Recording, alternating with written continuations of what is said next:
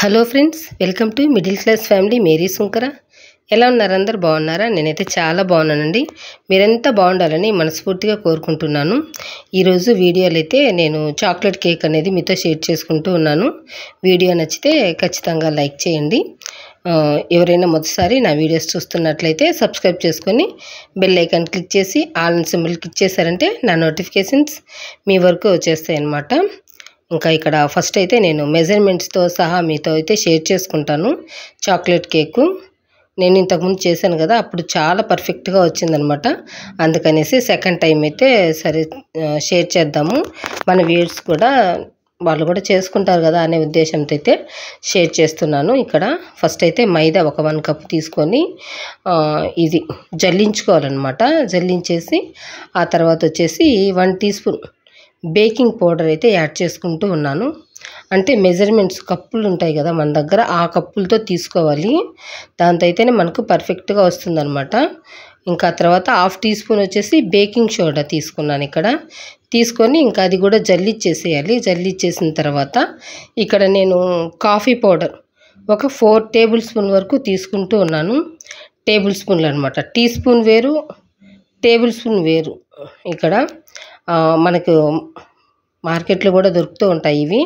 ఇవి కొనుక్కున్నామంటే మనకు కేక్ చేయడం చాలా ఈజీ అండి. ఒకవేళ మనం ఓన్లీ కప్పులతో చేసుకోవాలి అంటే మెజర్మెంట్స్ కొంచెం మనకి తక్కువగా వస్తూ ఉంటాయి. దానివల్ల కొంచెం తేడా కూడా వస్తుందన్నమాట. మెజర్మెంట్స్ అయితే కరెక్ట్గా ఉంటుంది. మనం అంతా ఎక్స్పర్ట్లేం కాదు కదా ఈ కేకులు చేయడంలో, కాబట్టి మెజర్మెంట్ తీసుకుంటేనే కేక్ పర్ఫెక్ట్గా వస్తుంది అదనమాట. ఇంకా ఇక్కడైతే చూసారు కదా, కాఫీ పౌడర్ కూడా మంచిగా జల్లించుకున్నాను. మా పిల్లలకంటే అసలు కేక్ అంటే చాలా ఇష్టం అండి. అసలు ఎన్ని రోజుల నుంచి అడుగుతున్నారో మా పిల్లలైతే. ఇంకా ఇంట్లోకి వచ్చిన తర్వాతే అన్నీ చేస్తూ ఉన్నాను మా పిల్లల కోసమైతే. చాలా సంతోషంగా ఉన్నారనమాట మా పిల్లలైతే మాత్రం.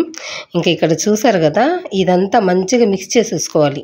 మైదా పిండి ఇవన్నీ, కాఫీ పౌడర్ ఇవన్నీ కూడా మిక్స్ చేసేసుకోవాలి. ఇంకా ఆ ప్రాసెస్ అయితే అయిపోయింది. ఇంకా ఇది సెకండ్ ప్రాసెస్ అనమాట. మనం అంతా మిక్సీ పట్టేసుకోవాలి. అంటే స్పూన్తో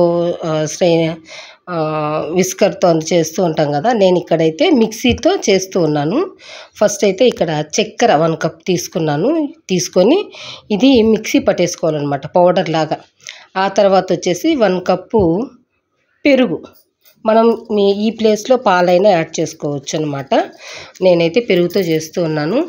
ఆ తర్వాత వచ్చేసి 1/2 కప్పులో అంటే నేను 100 ml వరకు ఆయిల్ తీసుకున్నాను. 100 ml అంటే ఇది 1/2 కప్పుతో సగం తగ్గించేసాను. 25 ml తగ్గించేసి ఒక 100 ml వరకు తీసుకున్నాను అనమాట. ఆయిల్ అనేది తీసుకొని మిక్సీ పట్టేశాను. పెరుగు, ఆయిల్, చక్కెర బాగా మిక్సీ అయిపోయాయి. చూసారు కదా, మనకు స్ట్రక్చర్ అనేది ఎంత బాగా వచ్చిందో ఆ మారి వచ్చేయాలి. ఈ క్రీమ్ లాగా వచ్చేసేయాలన్నమాట. ఆ తర్వాత ఇంకా మనం మంచిగా మిక్స్ చేసుకున్నాం కదా పౌడరు, అది ఒక 3 టైమ్స్ కొద్దిగా వేసుకుంటూ మనము ఇది మిక్సీ పట్టేసుకోవాలి. చూస్తున్నారు కదా, అంటే ఇది చాలా మనం ఓపికగా చేసుకోవాల్సిన ప్రాసెస్ అనమాట. హడావిడిగా చేసుకోవడానికంటూ ఏమి ఉండదు ఇది. ఒకవేళ మనకు అలవాటు అయిపోయింది అనుకోండి, టకటక చేసేసుకోవచ్చు అనమాట. ఈజీనే చేసుకోవడం మాత్రం. నేను ఫస్ట్ టైం చేశాను కదా, ఇది సెకండ్ టైం కొంచెం ఈజీ అయిపోయింది. థర్డ్ టైంకి కొంచెం ఎక్స్పెక్ట్ అయిపోతాను అనమాట నేను ఈ కేకులు చేయడంలో. చూసారు కదా, ఇంకా లాస్ట్లో వచ్చేసి వెనిలా ఎసెన్స్ ఇది వేస్తే మనకి కేక్ అనేది మంచి స్మెల్ వస్తుంది. అది వేసుకొని కూడా నేను కొంచెం మిక్సీ పట్టేసుకున్నాను. అంటే ఎక్కువగా మిక్సీ అనేది వేడయ్యేలాగా తిప్పకూడదు. ఒక 2 టైమ్స్ అలా తిప్పుకుంటూ ఉండాలి అంతే. వేడవ్వకూడదు అసలు మిక్సీ గిన్నె. చాలా సింపుల్గా మిక్సీ తిప్పుకుంటూ ఉండాలి అలా అన్నమాట, అంతే. ఇంకా ఇక్కడ చూసారు కదా, మనకు కేక్ బ్యాటర్ అనేది రెడీ అయిపోయింది. ఇంకా ఈ గిన్నెలో వేసుకొని మనం స్టవ్ మీద పెట్టేసుకోవడమే అనమాట. ఇక్కడ నేనైతే నెయ్యి తీసుకొని మొత్తం అప్లై చేసేసాను. కేకు గిన్నె అనమాట ఇది. ఆ తర్వాత మైదా పిండి కొంచెం మొత్తం స్ప్రెడ్ చేసుకోవాలి ఈ పిండి మీద. చాలా వరకు వీడియోస్లో అయితే ఉన్నాయి, ఒకవేళ నేను చేసే ప్రాసెస్ మీకు అర్థమయ్యొచ్చు కదా అని నమ్మకంతో అయితే షేర్ చేస్తున్నాను. ఇంక ఇక్కడ చూసారు కదా, ఆ విధంగా మనం పౌడర్ అంతా స్ప్రెడ్ చేసుకొని ఇది ఒక 10 నిమిషాలు మంచిగా హీట్ చేసుకోవాలి. బౌల్ స్టవ్ మీద మందపాటి కడాయి పెట్టుకుంటే బాగుంటుందన్నమాట. వేడి ఎక్కువగా ఉంటుంది లోపల, మనకు కేక్ కూడా బాగా తొందరగా అయిపోతుంది. ఇక్కడ గిన్నె అయితే పెట్టేశాను నేను స్టవ్ మీద. ఇంకా బ్యాటర్ అయితే వేసుకోవాలన్నమాట ఈ గిన్నెలోకి. పౌడర్ అంతా మనం స్ప్రెడ్ చేసుకున్నాం కదా, ఈలోపు మనకు స్టవ్ పైన గిన్నె అనేది వేడవుతూ ఉంటుంది. ఈ 10 నిమిషాల్లో ఇక్కడ చూసారు కదా, ఈ పిండి బ్యాటర్ అనేది ఈ విధంగా ఉండాలి. మనం గరిటెతో తీసుకుంటే జారుడుగా ఇలా జారుతూ ఉండాలన్నమాట. ఇలా ఉన్నప్పుడే కేక్ అనేది మనకు సాఫ్ట్గా చాలా పర్ఫెక్ట్గా వస్తుందండి. చూసారు కదా, ఈ విధంగా మనం వేస్తే ఇలా ఉండాలన్నమాట. ఇలా ఉంటేనే మనకు కేక్ అనేది చాలా పర్ఫెక్ట్గా వస్తుంది. ఈ విధంగా మనం వేసుకున్న తర్వాత నేనైతే నేను స్టవ్ మీద పెట్టాను కదా గిన్నె, అది కొంచెం చిన్నదన్నమాట. దానివల్ల చెయ్యి అనేది కాలిపోతూ ఉంటుంది. అంత చిన్నది కాకుండా బాగా వెడల్పాటిది పెట్టుకోండి. చెయ్యి మనకు ఈ గిన్నె పెట్టి చెయ్యి పెట్టే విధంగా పెట్టుకున్నామంటే చెయ్యి కాలదు, మనం పెట్టడానికి కూడా ఇబ్బంది పడమన్నమాట. నేనైతే చాలా ఇబ్బంది పడ్డాను ఈ ప్లేట్లో పెట్టడానికి. ఫస్ట్ టైం చేసినప్పుడు కూడా చాలా ఇబ్బంది పడ్డాను. చెయ్యి అయితే కొంచెం టచ్ అవుతుంది. ఆ విధంగా చేయకుండా కొంచెం ఇంకా బాగా వెడల్పుగా ఉండేదైతే పెట్టుకోండి, చెయ్యి పట్టేలాగా. ఈ ప్లేటు చెయ్యి పట్టేలాగా పెట్టేసుకున్నారంటే మనం ఇబ్బంది పడాల్సిన పని ఉండదన్నమాట.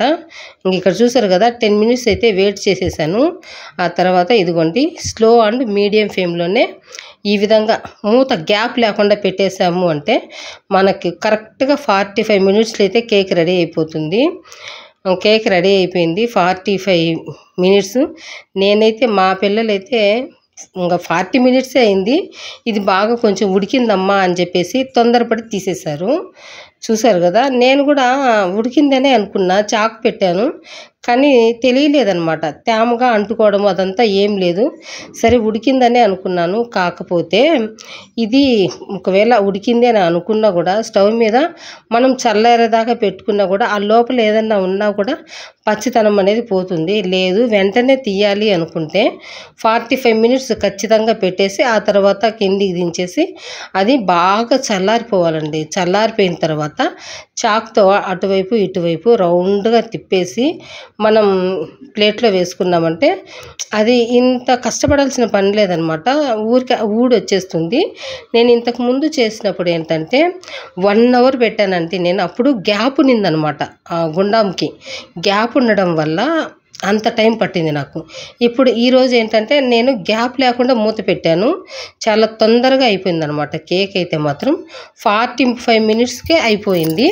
ఇక్కడ కొంచెం ముందే తీసామని చెప్పాను కదా, మళ్ళీ ఒక 5 మినిట్స్ అయితే నేను స్టవ్ పైన పెట్టేసి మళ్ళీ పిల్లలకి ఇచ్చాను. చాలా బాగుందండి అసలు కేక్ అయితే. నేను చెప్పిన మెజర్మెంట్తో ఖచ్చితంగా ట్రై చేయండి, మీకు పర్ఫెక్ట్గా వస్తుందన్నమాట కేక్ అయితే మాత్రం.